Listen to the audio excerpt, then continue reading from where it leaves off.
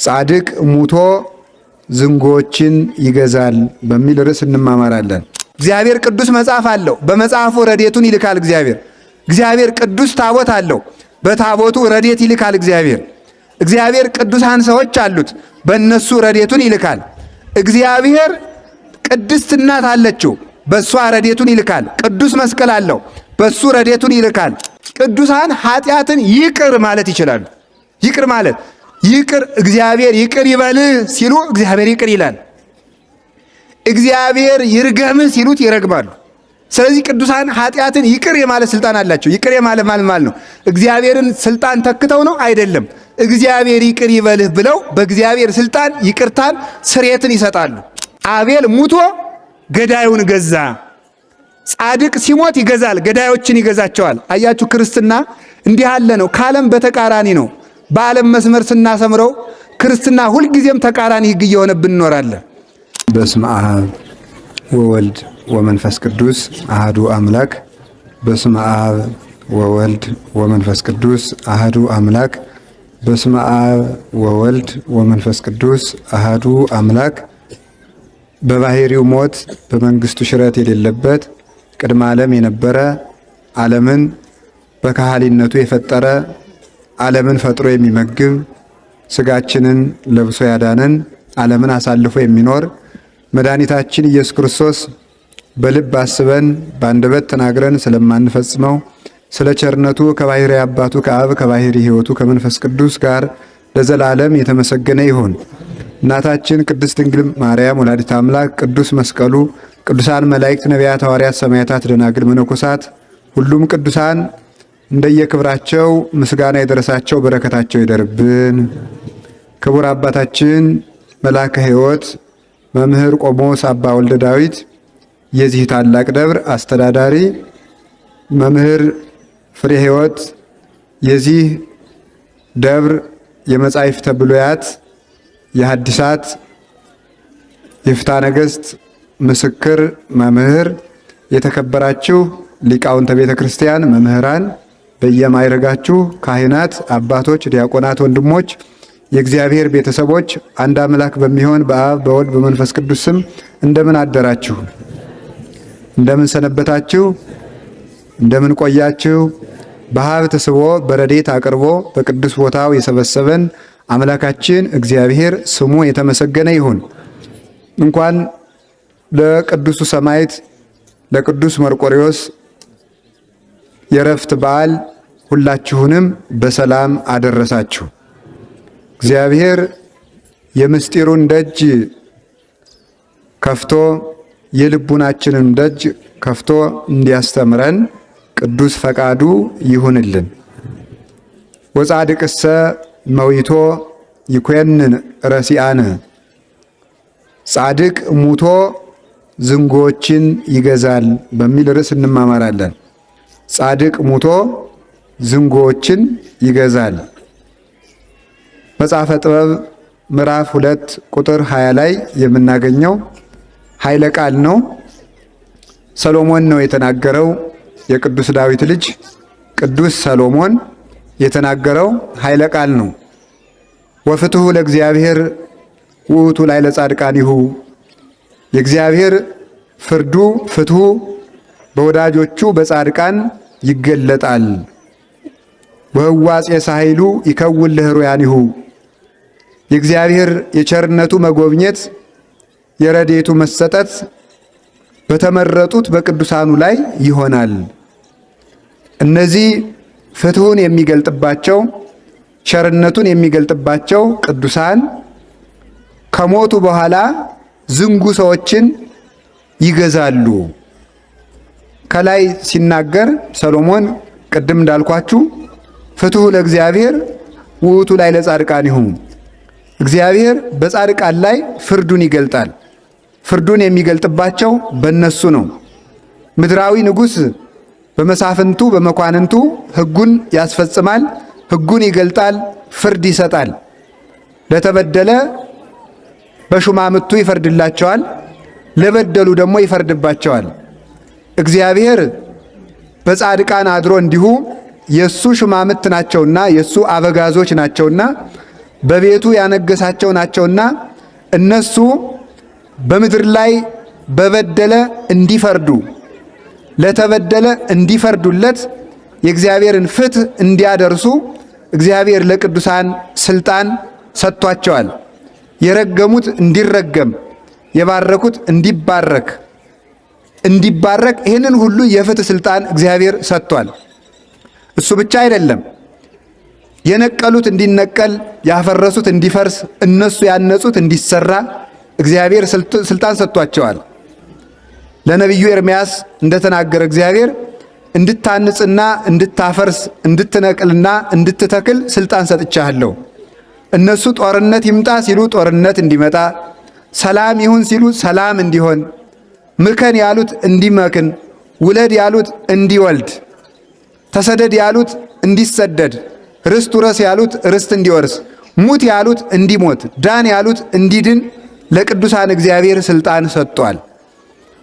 ቅዱስ ጴጥሮስ ሐናንያ የሚባል ሰው በድሎ በመጣ ጊዜ ይሄንን ነው ሰርተህ የመጣህ ሲለው ውሸቱን አዎ አለ ለቅዱስ ጴጥሮስ። ቅዱስ ጴጥሮስን መዋሸት እግዚአብሔርን መዋሸት ነውና ኦ ሐናንያ እፎ መላ ሰይጣን ውስተ ልብከ ከመ ታሐስሶ ለመንፈስ ቅዱስ፣ መንፈስ ቅዱስን ተዋሽ ዘንድ መንፈስ ቅዱስ ሰይጣን እንዴት መላብህ አለው። መንፈስ ቅዱስ ለሐናንያ ተገልጦ አልታየውም። የሚታይ ጴጥሮስ ነው። ቅዱስ ጴጥሮስ ግን መንፈስ ቅዱስን ዋሸህ አለው። መሳፍንት መኳንንቱን መዋሸት ንጉሱን መዋሸት ነው። መኳንንቱን ባለስልጣናቱን ማበል ንጉሱን ማበል እንደሆነ ሁሉ ቅዱሳንን መዋሸት እግዚአብሔርን መዋሸት ስለሆነ ጴጥሮስን የዋሸ ሰው መንፈስ ቅዱስን ዋሸህ ተባለ። በዚያውም ላይ ምን አለው? እነሆ የሚቀብሩ በፊትህ አለው አለው። ወዲያው ሞተና ተቀበረ። ሚስቱንም ደገመባት። ስለዚህ እግዚአብሔር ለቅዱሳን የፍትሕ መገለጫ የፍትሕ ስልጣንን ሰጥቷቸዋል። ለዚህ ነው በራእየ ዮሐንስ ምዕራፍ 9 ላይ ስትመለከቱ ብዙ የጊንጥ ሰራዊትንም አየው ይላል። በጊንጥ የተመሰለ አንደኛም ሰይጣን ነው፣ ሁለተኛ ቅዱሳን ናቸው። ሰይጣን በሁለት ዓለም ስለሚጎዳ ጊንጥ ይባላል። በስጋም ይጎዳል፣ ደዌ እያመጣ ትኩሳት እያመጣ፣ በነፍስም ይጎዳል፣ አፍገምግሞ ሲኦል ያወርዳልና። ቅዱሳን በሁለት ዓለም ይጎዳሉ፣ በሁለት ዓለም ይጠቅማሉ። በሁለት ዓለም ሲጎዱ በዚህ ዓለም መሬትን ተከፍተሽ ዋጭ ይላሉ፣ አራዊትን ያመጣሉ፣ ሰማይን ይለጉማሉ፣ ምድርን ይዘጓታል፣ ያትሟታል፣ የዘሩብሽን አታብቂ ብለው ደዌ እንዲመጣ ያደርጋሉ፣ ሰው እንዲቀሰፍ ያደርጋሉ፣ ሰው ያለ ዕድሜው እንዲሞት ያደርጋሉ ለእግዚአብሔር ለማይገዛ። እንዲሁ ደግሞ በስልጣነ ክህነታቸው አስረው በጸሎታቸው ከእግዚአብሔር አካሰው ይባ ቅድሜከ ጋሮሙ ለሙቆሃን በቀለ ደሞሙ ለአግብርቲከ ዘተክህዎ እንዳለ በደማቸው ተካሰው እስከ መቼ ነው የማትፈርድ ብለው ደግሞ አፍገምግመው ሲኦል እንዲወርድ ያደርጉታል። ቅዱሳን ጊንጥ በሁለት በኩል ነው የምትጎዳው። በጅራቷም ትነድፋለች፣ በአፏም ትነድፋለች። ቅዱሳንም በሁለት ዓለም አስረውም ይጎዳሉ፣ በዚህ ዓለምም ይጎዳሉ። ላላመነባቸው ፍትሐ እግዚአብሔርን በመግለጥ ለወደዳቸው ደግሞ በሁለት ዓለም ይጠቅማሉ። በዚህ ዓለም በረከተ ሥጋ ጤና ይሰጣሉ፣ ፍትሕ ይሰጣሉ። በወዲያኛው ዓለም ደግሞ መንግሥተ ሰማያትን ያወርሳሉ፣ የመንግሥተ ሰማያትን መክፈቻ ቁልፍ ይሰጣሉ። ቅዱሳን ከስምንተኛው ማዕርግ ከደረሱ በኋላ እግዚአብሔርን ለምነው አይደለም በረከት የሚሰጡት፣ በገዛ እጃቸው ከቤት እንዳለ ከቤት ካስቀመጠው ድልብ ቆንጥሮ እንደሚሰጥ ባይለጸጋ እግዚአብሔር በልቡናቸው ካሳደረው ሀብተ በረከት ይናኛሉ፣ ያድላሉ፣ ይሰጣሉ። ስለዚህ ቅዱሳን በምድርም ስልጣን አላቸው፣ በሰማይም ስልጣን አላቸውና ፍትሑ ለእግዚአብሔር ውእቱ ላዕለ ጻድቃኒሁ፣ የእግዚአብሔር ፍትሑ የሚገለጥ በማን ነው? በጻድቃን ነው። ፈርዖን ሲያጠፋ በሙሴ ነው የፈረደበት እግዚአብሔር። ሌሎችም ሰዎች ሲያጠፉ በጻድቃን እያደረ ፍትሕ ይገልጣል እግዚአብሔር። ስለዚህ ቅዱሳን የእግዚአብሔር ፈራጆች ናቸው፣ የእግዚአብሔር እንደራሴዎች ናቸው፣ የእግዚአብሔር የጉዳዩ ፈጻሚዎች ናቸውና እግዚአብሔር ቅዱሳን እንዲለምኑ ብቻ አይደለም ስልጣን የሰጣቸው እንዲፈርዱም ጭምር ስልጣን ሰጥቷቸዋል። ቅዱሳን የፈረዱበት እግዚአብሔር የፈረደበት ነው።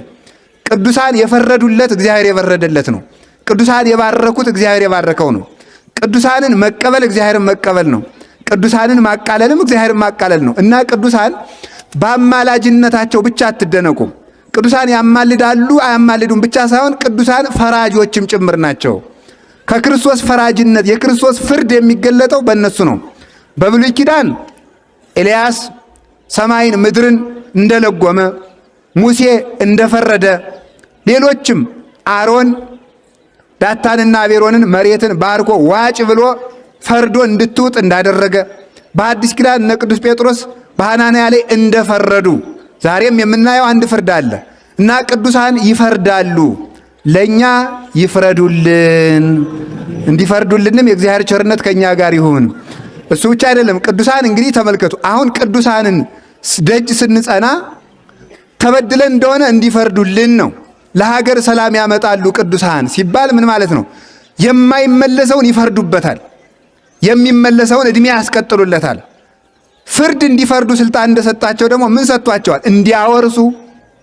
ምንድን ያላቸው ጌታችን ኢየሱስ ክርስቶስ? በምድር ካሰርከው በሰማይ የታሰረ ነው፣ በምድር ከፈታው በሰማይ የተፈታ ነው።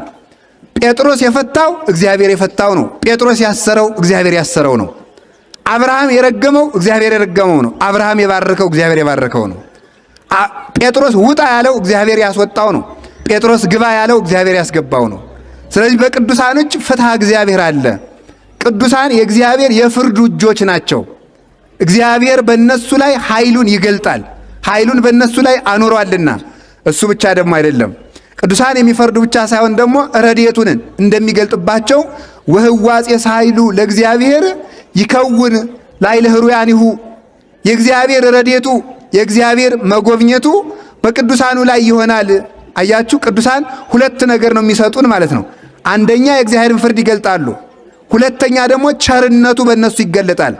በረከተ ጻድቃን በረከተ እግዚአብሔር ላዕለ ርእሰ ጻድቃን ይላል ሰሎሞን መጽሐፈ ምሳሌ ምዕራፍ 10 ላይ ምን ብሎ የሚናገረው?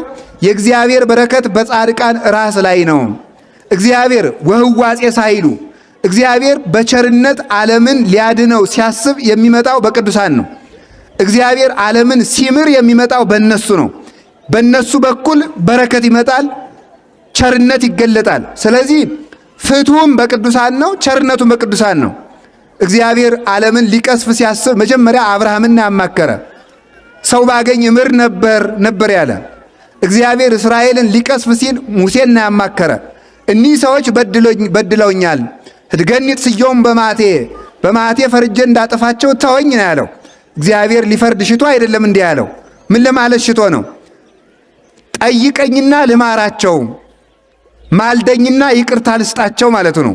ስለዚህ እግዚአብሔር ዓለምን በዝናብ ቢጎበኘው፣ በጠል ቢጎበኘው፣ በሀብት ቢጎበኘው፣ በጤና ቢጎበኘው፣ በሰላም ቢጎበኘው፣ ባለትዳሮችን በልጅ ቢጎበኛቸው፣ ባይታውያንን ጾር ቢያበርድላቸው፣ መነኮሳትን ፍቶታት እኩያት ኃጣው ርኩሳትን ቢያቀልላቸው፣ ለሰማይታት ጠል ቢያወርድላቸው፣ እሳት ቢያበርድላቸው፣ አንበሳ ቢያሰግድላቸው የሚጎበኛቸው በቅዱሳን ነው። ለማንኛውም ሰው መከራ የሚቀልለት እግዚአብሔር በቅዱሳን ላይ ሲመጣ ነው። ቅዱሳን ባል ጊዜ እግዚአብሔር ቅዱስ መጽሐፍ አለው። በመጽሐፉ ረድኤቱን ይልካል እግዚአብሔር። እግዚአብሔር ቅዱስ ታቦት አለው። በታቦቱ ረድኤት ይልካል እግዚአብሔር። እግዚአብሔር ቅዱሳን ሰዎች አሉት።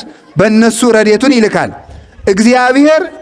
ቅድስት እናት አለችው፣ በእሷ ረድኤቱን ይልካል። ቅዱስ መስቀል አለው፣ በእሱ ረድኤቱን ይልካል። ቅዱሳን መላእክት አሉት፣ በእነሱ ረድኤቱን ይልካል እግዚአብሔር። በቅዱሳን እንኳንስ ያመነባቸው እንኳንስ የተማጸነባቸው ይቅርና ቅዱሳን ከተቀበሩበት አጠገብ የተቀበረ ሰው እንኳን በአጽማቸው ምሕረትን ይሰጣል እግዚአብሔር። በቅዱሳን በቁማቸው ብቻ ሳይሆን አርፈው ከተቀበሩ በኋላ በአጥንታቸው ሕይወት ይሰጣል። የቅዱሳን እንኳንስ በሕይወተ ሥጋ ያለው ስማቸው አካላቸው ይቅርና አጥንታቸው የእግዚአብሔር የቸርነቱ መሰላል ነው፣ የቸርነቱ መውረጃ ነው። እንዲያውም አንድ ተንኮለኛ ሰው ነበረ፣ በመጽሐፈ ነገሥት የተጻፈ ውሸታም፣ የውሸት ነቢይ ማለት ነው። በውሸት ብድግ ብሎ የእግዚአብሔርን ነቢይ ያታለለ። እግዚአብሔር መልእክት ሲልከው በመንገድ ላይ ሰው የጠየቀህ እንደሆነ ግባ ቢልህ እንዳትገባ ብሎ አንድ ነቢይ ላከ። አንድ ሐሰተኛ ነቢይ ደግሞ መጣና እውነተኛውን ነቢይ ያታለለው። ምን ብሎ? እግዚአብሔር ናህኔ ቤት ምሳ ብላ አለው። አይ እግዚአብሔር ከሰው ቤት እንዳትገባ ብሎኛል፣ እኔንም እኮ ግባ በለው ያለኝ እግዚአብሔር ነው ብሎ አታለለው። ከዚያ በኋላ ገብቶ በላ። ሲወጣ ያንን ነቢይ አንበሳ በላው። ይሄኛው ሐሰተኛው ነቢይ ያየና አጽሙን አገኘ፣ ቀበረ። መጨረሻ ላይ ምንድነው ያለ መሰላችሁ? ቅብሩኒ ሀበ ተቀብረ ብእሴ እግዚአብሔር፣ የእግዚአብሔር ሰው ከተቀበረበት መቃብር አጠገብ ቅበሩኝ። እስኪ በሉላችሁም የእግዚአብሔር ሰው በሉ ከተቀበረበት መቃብር አጠገብ ምን በሉኝ አለ? ቅበሩኝ አለ። በኋላ ተመልከቱ፣ ንጉሥ ነግሶ የሌሎችን ሐሰተኛ ሰዎች አጽም ሲያቃጥል የዚያ ሰው አጽም ሳይቃጠል ቀርቷል በብሉይ ኪዳን። ለምን? ከቅዱሱ ነቢይ አጠገብ በምን አረቱ? በመቀበሩ ነው። ስለዚህ ቅዱሳን ወይት ቀጠቀጥ አይጽምቲሆሙ፣ አጥንታቸው አንድ እንኳን አይሰበርም ማለት ተጥላ አትቀርም ብቻ ተሰብስባ በአግባቡ ትቀበራለች ብቻ እንዳይመስላችሁ። ቅዱሳን አንዱ አጥንታቸው በዚያ ታች ቢጣል፣ አንዱ አጥንታቸው በምስራቅ ቢጣል፣ አንዱ አጥንታቸው በምዕራብ በሰሜን በደቡብ ቢዘራ ያች አጥንት የወደቀች አጥንት አይደለም። የኔ እጅ ተቆርጦ አንዱ በታች አንዱ በላይ ቢጣል ወይ ወድቃል፣ ወድቆ ይቀራል። የአንድ ቅዱስ አጥንት ግን ሲጣል ወይ ይትቀጠቀጥ የተሰበረ አይደለም፣ እዚያ ሆኖ ስራ ይሰራል፣ ጠላቶቹን ይፈርድባቸዋል። ስሙን የሚጠሩትን ግን አጥንቱ ካለበት ሆኖ ምሕረት ይሰጣል። የቅዱሳን አጽማቸው የእግዚአብሔር መንበር ነው። የእግዚአብሔር የብርሃኑ መገለጫ ነው። የጠለ ምሕረቱ ምንጭ ነው። እግዚአብሔር በዚያ ላይ ምሕረትን ቸርነትን ይሰጣል። የቅዱሳንን አጽማቸውን መሸከም ምን መሸከም መስላችሁ? የአንድ ሰው አጽም መሸከም አይደለም፣ የእግዚአብሔርን ሰረገላ መሸከም ነው። በዚያ አጽም ላይ ያለው ማን ነው? እግዚአብሔር ስለሆነ። ስለዚህ ቅዱሳን ስማቸው የእግዚአብሔር የቸርነቱ መገለጫ ነው። አካላቸው የቸርነቱ መገለጫ ነው። መቃብራቸው የቸርነቱ መገለጫ ነው። ስዕላቸው የቸርነቱ መገለጫ ነው። ስማቸው የቸርነቱ መገለጫ ነው። አፈራቸው የቸርነቱ መገለጫ ነው። ገድላቸው የቸርነቱ መገለጫ ነው። አጽፋቸው የቸርነቱ መገለጫ ነው። መጎናጸፊያቸው የቅዱሳን ጨርቃቸው ራሱ የእግዚአብሔር ቸርነት ይገለጥበታል። የእግዚአብሔር ኃይል ይገለጥበታል። ምን አደረገ? ተመልከቱ። ኤልሳ መምሩ ኤልያስን ሸኝቶ ሲሄድ ዮርዳኖስ ሞላበት። ምን አደረገ?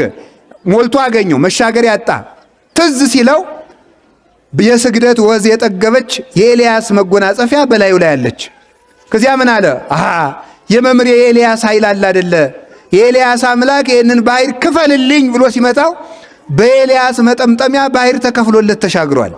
የቅዱሳን ጨርቃቸው ሁሉ የእግዚአብሔር ማደሪያ ነው። ለምን ስትሉ እግዚአብሔር በነፍሳቸው ላይ ያድራል። በነፍሳቸው ላይ ካደረስ ስጋቸውን ይቀድሳል። ስጋቸውን ከቀደሰስ ጨርቃቸውን ይቀድሳል። አካላቸው ብቻ ሳይሆን ልብሳቸው ይቀድሳል። ኩሉ ዘለከፎ ለመስዋዕት ይቀደስ። መሰዊያውን የነካ ታቦቱን የነካ ይቀደሳል። ታቦቱን የዳሰሰው ካህን ተቀድሶ በዚያ እጁ ሕዝቡን ሲባርክ ይቀደሳል። ቅዱሳን የእግዚአብሔር መሰዊያዎች ናቸው። የእግዚአብሔር ታቦቶች ናቸው። ይታምሩኑ ከማንትሙ ታቦቱ ለመንፈስ ቅዱስ እንዳለ ቅዱስ ጳውሎስ ታቦት ስለሆኑ ተመልከቱ። ታቦቱ የተጎናጸፈው መጎናጸፊያ ሰውን እንደሚቀድስ መርገምም በረከትም እንደሚሰጠው ሁሉ ቅዱሳን የእግዚአብሔር ታቦቶች ስለሆኑ እግዚአብሔር ስላደረባቸው ታቦቱ የተጎናጸፈው ቀጸላ የእግዚአብሔር ቸርነት የእግዚአብሔር ኃይል እንዳለበት ሁሉ የቅዱሳን ልብ የእግዚአብሔር ጽላት የእግዚአብሔር ታቦት ስለሆነ አካላዊ ቃል በረዴት በመንፈሰ ልደት ስለሚያድርባቸው ልብሳቸው ቅዱስ ነው፣ መቋሚያቸው ቅዱስ ነው። ስለዚህ ነው አቡነ ተክለ አልፋ ዘዲማ ጊዮርጊስ ባረፉ ጊዜ መቋሚያቸው ይዛ ለደቀ መዛሙርቶቻቸው መምህራችሁ አልፏልና ኑ ተባረኩ ኑ ቅበሩት ብላ ተናግራለች። መቋሚያይቱ እግር አውጥታ አፍ አውጥታ ሂዳ ማለት ነው። ቅዱሳን የነኩት መቋሚያ እንኳን ቅዱስ ነው። ልብሳቸው ሁለንተናቸው ጭራቸው የቅዱሳን ነው ያልኩኝ። የቅዱሳን ቅዱስ ነው። እስቲ የቅዱሳን በሉ። ቅዱሳን የሆኑ ሁሉ የነኩት ቅዱስ ነው። ቅዱስ እግዚአብሔር በእነሱ አድሯልና። ስለዚህ የቅዱሳን አባቶቻችን በረከታቸው ይደርብን። ስለዚህ ቅዱሳን ይፈርዳሉ። እስቲ ቅዱሳን ይፈርዳሉ በሉ። ቅዱሳን ይምራሉ በሉ። ምን ይላሉ? ይምራሉ፣ ምሕረት ይሰጣሉ። ብፁዓን መሐሪያን ብሏቸዋል እኮ። አሁን አንዳንድ ጊዜ ሰዎች ምን ይላሉ? እምነት የሌላቸው ሰዎች መርቆሬዎስ ማረኝ ለምን ትላላችሁ? ጊዮርጊስ ማረኝ ለምን ትላላችሁ? ማርያም ማሪኝ ለምንድን ነው የምትሉት? እግዚአብሔር ማረኝ ይባላል እንጂ። ይህ እኮ የእግዚአብሔር ስልጣን መጋፋት ነው። እኛ አልተጋፋንም። የሚምሩ ሰዎች ምስጉኖች ናቸው ያለ ማን ነው? እግዚአብሔር ነው። እናንተ የማራችሁትን እምራለሁ ብሏል። ተመልከቱ። ለለሃደግሙ ኃጢአተ ይተሃደግ ሎሙ። ተመልከቱ ኃጢአታችሁ ተመልከቱ። ኃጢአቱን ይቅር ብያለሁ ያላችሁትን ይቅርላችኋለሁ። ዮሐንስ ወንጌል ምዕራፍ 24 ላይ ቅዱሳን ኃጢአትን ይቅር ማለት ይችላሉ። ይቅር ማለት እግዚአብሔር ይቅር ይበልህ ሲሉ እግዚአብሔር ይቅር ይላል። እግዚአብሔር ይርገምህ ሲሉት ይረግማሉ። ስለዚህ ቅዱሳን ኃጢአትን ይቅር የማለት ስልጣን አላቸው። ይቅር የማለት ማለት ነው እግዚአብሔርን ስልጣን ተክተው ነው አይደለም። እግዚአብሔር ይቅር ይበልህ ብለው በእግዚአብሔር ስልጣን ይቅርታን ስርየትን ይሰጣሉ። ኃጢአት ይቅር እንዲባል ያደርጋሉ። ኃጢአት ደግሞ ይቅር እንዳይባልለት የማድረግ ስልጣን፣ የመፍረድ ስልጣን አላቸው። እንዲያውም ልብ ብላችሁ እንደሆነ ኋላ መድኃኒታችን ኢየሱስ ክርስቶስ ሲመጣ ምን ይመስላችኋል? የሚፈርዱት እነማን ናቸው? ሐዋርያት ናቸው። ክርስቶስ አንተ ወደዚህ ግባ ምን ይመስላችኋል?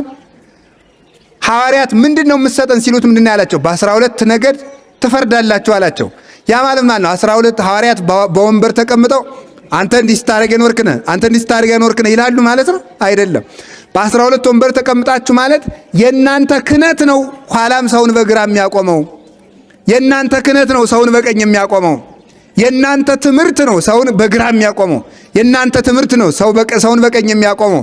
የእናንተ ስርዓት፣ የእናንተ መስዋዕት፣ የእናንተ ሕግ ሰውን ለግራም ለቀኝም ያደርገዋል ማለቱ ነው።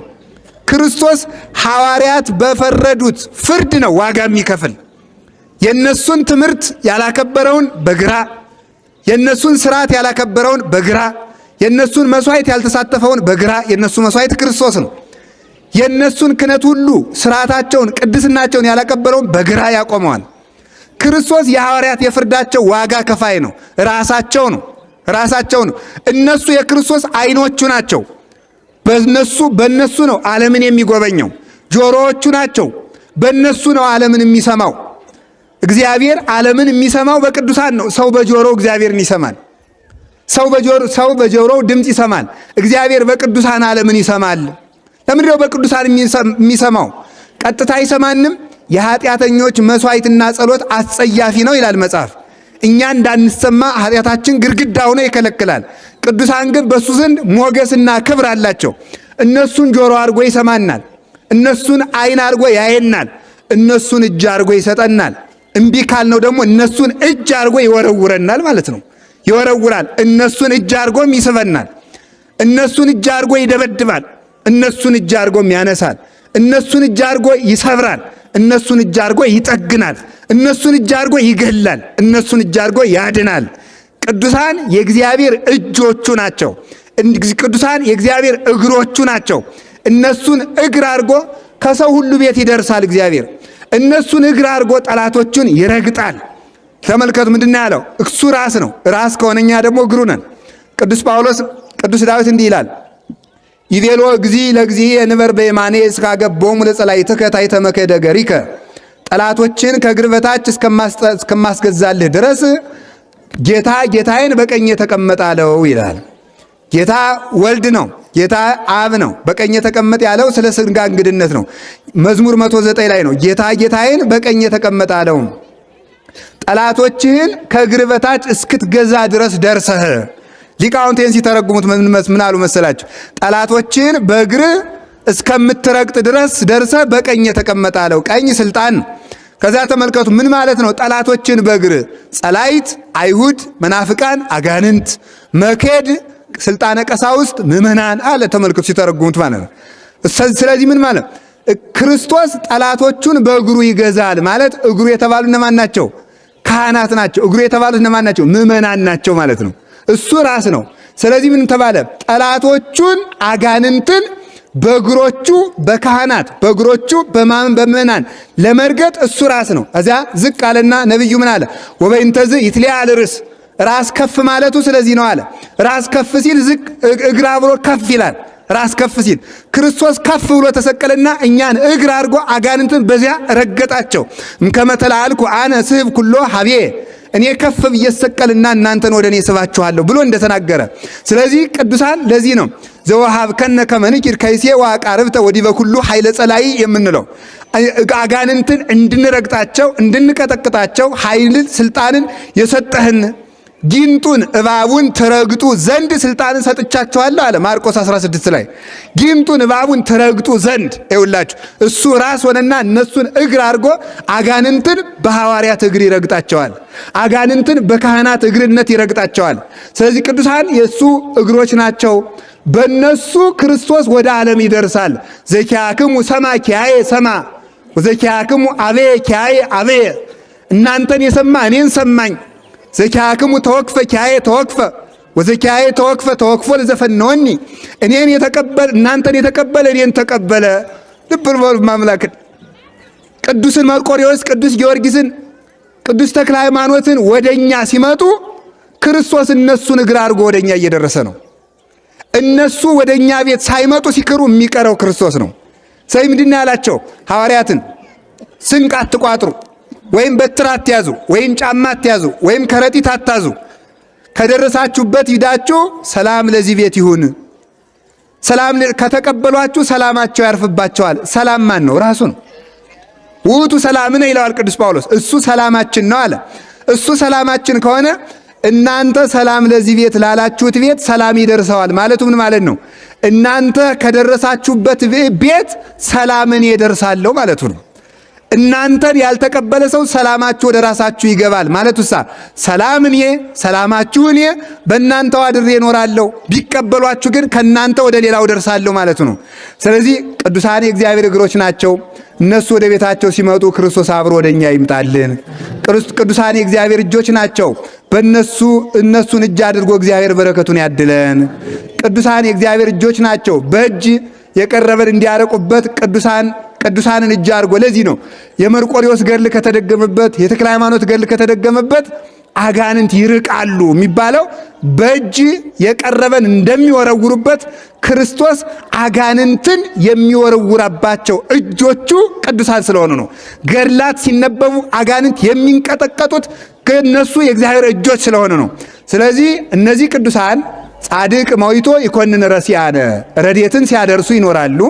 በቁማቸው ሲፈርዱ ይኖራሉ። በቁማቸው የሚቀሰፈውን ይቀስፋሉ፣ የሚማረውን ይምራሉ። ከሞቱ በኋላሳ የሚል ጥያቄ እናንሳ። ለዚህም ሰሎሞን መልስ ሰጠ። በቁማቸው ሲፈርዱ ኑረዋል። እንደገና ደግሞ ምሕረት ሲያሰጡ ኑረዋል። ሲሞቱሳ ስንለው ሲሞቱሳ መዊቶ ጻድቅሰ መዊቶ ይኮንን ረሲአነ ጻድቅ ከሞተ በኋላም መንግስቱ አይሻርም አለ። መንግስቱ የጻድቃን መንግስት፣ የሰማዕታት መንግስት፣ የነቢያት የሐዋርያት መንግስት ሲሞቱ የሚሻር አይደለም። መንበሩ የሚታጠፍ አይደለም። ሲሞቱ ግብሮሙ ትተሎሙ።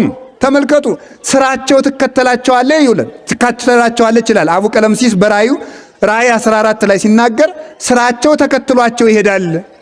በምድር ያፈሩት ፍሬ በምድር ተበልቶ የሚቀር አይደለም። ለዘላለም የሚኖር ፍሬ አላቸው። ጌታ ሐዋርያትን እንዲህ እንዳለ በወንጌል አኳ አንትሙ ዘሐረይክሙኒ አላ አነ ሐረይኩክሙ ወሬሰየክሙ ከመ ትሁሩ ወፍሬ ትፍረዩ ወውቱ ፍሬክሙ ይነብር ለዓለም። እናንተ አልመረጣችሁኝም፣ እኔ መርጫችኋለሁ። ወደ ዓለም እንድትሄዱ ፍሬ እንድታፈሩም እልካችኋለሁ። ፍሬያችሁ ለዘላለም ይኖራል አላቸው። ፍሬያችሁ እስከ መቼ ይኖራል? ለዘላለም ይኖራል። የቅዱሳን ፍሬያቸው ለ5 ዓመት ለ10 ዓመት በሕይወተ ሥጋ እስካሉ አይደረም፣ ተከትሏቸው ለዘላለም ይኖራል። ዮሐንስ 15 ላይ ከሞቱ በኋላም ይውላችሁ ሳሉ ፈራጆችም ናቸው መሐሪዎችም ናቸው። ቅዱሳን ከሞቱም በኋላ መሐሪዎችም ናቸው ፈራጆችም ናቸው። ለምን? ክርስቶስን መስለው ከሞቱም በኋላ በደማቸው ይበቀላሉ፣ ያካስሳሉ፣ ይፈርዳሉ። ካደም ተመልከቱ፣ ከሞቱም በኋላ ምሕረት ይሰጣሉ። መሐሪ ክርስቶስ በአጽማቸው ባፈራቸው አድሯልና ፀሐይ ዘዘልፈ ያበርድ በቅዱሳን። እሱ የሙታን አምላክ አይደለም። ኢኮነኪ እግዚአብሔር አምላከ ምውታን አለ አምላከ ሕያዋን ብሏል ራሱ ማቴዎስ 22 ላይ ሲናገር እግዚአብሔር የሕያዋን እንጂ የሙታን አምላክ አይደለም። እግዚአብሔር የሕያዋን እንጂ የሙታን አምላክ ካይደለ በክርስቶስ አምነው የሞቱ ሰዎች ሙታን አይደሉም። በደንብ ልብ ብላችሁ ስሙኝ። እግዚአብሔር የሙታን አምላክ አይደለም። የሙታን አምላክ ካልሆነ በእሱ አምነው የሞቱ ሰዎች ሙታን አይደሉም። ምክንያቱም የእነሱ አምላካቸው ነውና ሙታን ቢሆኑ ኑሮ አምላካቸው ባልሆነ ነበር። የሙታን አምላክ አይደለምና ለኃጥአን በግድ አምላካቸው ነው፣ ለጻድቃን ግን የግድ የውድ ነው። ስለዚህ የሙታን አምላክ ስላይደለ በእሱ አምነው ያረፉ ቅዱሳን ሕያዋን ናቸው። እሱ ሁልጊዜ በስራቸው ሁሉ ይከተላቸዋል፣ አድሮባቸው ይኖራል። ቅዱሳን ባረፉበት ጊዜ ሁሉ በዚያ ረድኤቱን ያሳድራልና እግዚአብሔር በስማቸውም አድሮ ስራ ይሰራልና። ስለዚህ ጻድቅ ሙቶም ይፈርዳል። እስኪ በሉ ጻድቅ ሙቶም በሉ ይገዛል። በሉ ጻድቅ ሙቶ ይገዛል። በሉ ጻድቅ ሙቶ ይገዛል። ሙቶ ምን ይላል? ይገዛል። ቃየል የሚገዛ ሳለ ነው። አቤል ግን ሙቶም ይገዛል። ቃየል ወንድሙን በእጁ በጉልበቱ የአቤልን ስጋ ገዛ፣ ገደለ።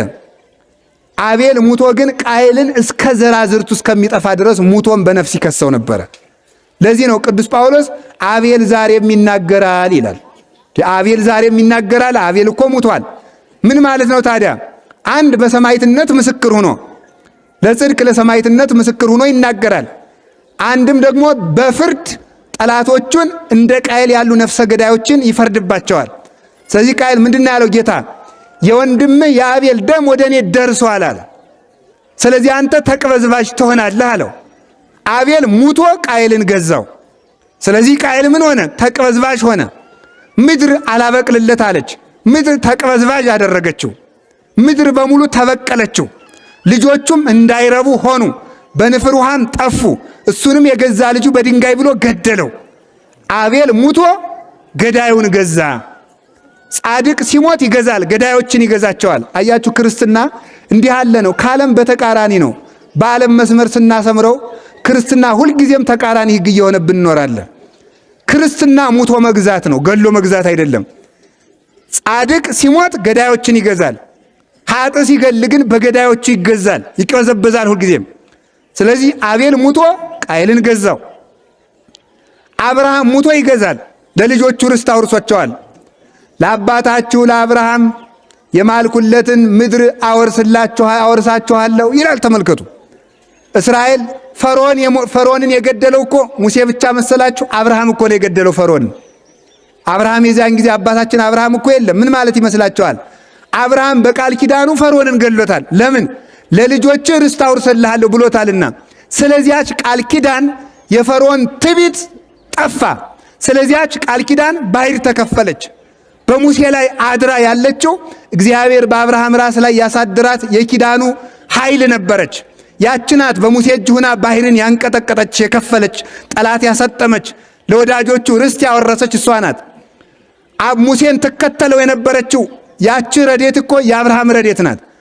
አብርሃም በልጆቹ በእስራኤል አድሮ አማሌቃውያንን መታ። አብርሃም በልጆቹ በረድኤት የአብርሃም ቃል ኪዳን ማለት ነው። ረድኤቱ አድሮባቸው ባሕር ከፈሉ። የአብርሃም የቃል ኪዳኑ ኃይል ኢያሪኮን አፈረሰች። የአብርሃም የቃል ኪዳኑ ኃይል ከሞተ በኋላ እኮ ነው። ተመልከቱ፣ ርስት አወረሰች። እንዲያው ምን ይላል መሰላችሁ? አብርሃም መጽሐፈ ገነት ምን ይላል? አብርሃም ለልጆቹ ርስት ያወረሰ መጀመሪያ በመቃብር ነው ይላል። በመቃብር ይውላችሁ። ስለዚህ መነኩሴ ሆይ መቃብርን ውደድ ይላል። መቃብርን ውደድ። አብርሃም ርስት ያወረሰ በምንድን ነው አልኳችሁ? በመቃብር። አብርሃም ስደተኛ ነበር። መጀመሪያ ሂዶ እዚያች አካባቢ ምንድን አለ? አቅብሩኒ በድኔ ሳራ ሙታብኛለችና እንደው ለመቅበሪያ ባካችሁ ስጡኝ አለ። መጀመሪያ አይ ወዳጆቹ ሂዶ ነው ሲለው ምን አለው? አይ በእኔና ባንተ ዘንድ ምንቁም ነገር ነው፣ ዝም ብለህ ቅበር። ዋጋይቱ እንግዲያ ቦታይቱ ውድ ናት፣ 400 ምዝምዝ ወርቅ ታወጣለች እና ውድነቷን ውድ ናት፣ ግን ለአንተ ስል ተወው አለው። በዚያው በብልሃት ምን ነግሮ ነው? ሂሳቡን እየነገረ ማለት ነው። ይሄማ በፈሊጥ ዋጋውን ሲነግረኝ አይደለ ብሎ ዋጋውን ሰጠ። አንዳንድ ሰው ይውላችሁ የሆነ ነገር ሰጥቶ ውድ ነው ግን ለአንተ ስል ይቅርብህ ሲል ውለታውንም በዚያው እንዳትረሳ ማለቱ ነው። ከዚያ እንደዚህ አለና ተመልከቱ ምን አደረገለት? አብርሃም በ400 ምዝምዝ ወርቅ ለሳራ መቃብር ብቻ ገዛ። ለሳራ መቃብር ብቻ። በዚያች መቃብር ምን ወረሰ? ለልጆቹ ርስት አወረሰ ይላል። አብርሃም በመቃብር ርስት አወረሰ። መጀመሪያ ግን ለሚስቱ መቃብር ብቻ ነበር የገዛ። መነኩሴ በመቃብር ማለት ምን ማለት ነው? ተመልከቱ። መቃብር ውስጥ ደስታ ነው ለቅሶ ነው ያለ? በሉ ንገሩኝ። መቃብር ደስታ ነው ለቅሶ ነው? መቃብር ስታዩ ትስቃላችሁ ወይስ እንባችሁ ይመጣል? በእርግጥ አታለቅሱም፣ ማልቀሱን እንደ ወጉና ያልኩኝ እንጂ እንባችሁ ነው የሚመጣው ወይስ ሳቃችሁ ነው የሚመጣው መቃብር ስታዩ? ስለዚህ አብርሃም በመቃብር ለልጆቹ ርስት እንዳወረሰ መነኩሴ ሆይ አንተም ካለቀስክ ለምእመናን መንግሥተ ሰማያትን ታወርሳለህ ነው።